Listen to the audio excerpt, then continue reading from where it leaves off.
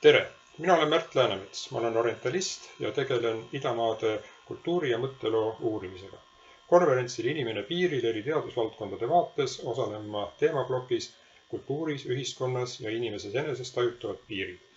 Üle 30 aasta on minu huvide keskmes olnud peamiselt budismi ja konfutsianismi mõttepärandi ja tekstide uurimine. Minu õpetaja Linnart Mäll määratles tähtsamaid neist tekstidest kui humanistlikke baastekste, pidades silmas seda, et neis on esitatud inimlikkuse, inimese tarkuse ja mõistmisvõime, ligimese armastuse, aga ka vastutustunde universaalsed aluspõhimõtted, mis kehtivad ajatult kõikides kultuurides ning mis on viimase 2000 aasta jooksul väga oluliselt mõjutanud inimtsivilisatsiooni kujunemist. Ja see kujundamine ei ole praegu veel kaugeltki lõppenud.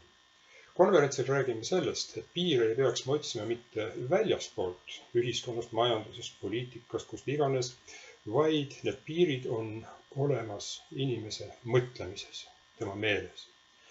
Ühelt poolt on need eetilised piirid, nagu näiteks kristlaste 10 käsku või budistide 5 käitumisjuhist, mida iga vastutustundlik ühiskonnaliige peaks loomuldasa järgima. Teiselt poolt on need aga meie enda rumalusest, egoismist, omakasupüüdlikkusest, eelarvamusest ja kõigest sellest ehitatud piirid, mida me endas tajudes peaksime õppima lammutama, et teha ruumi heale.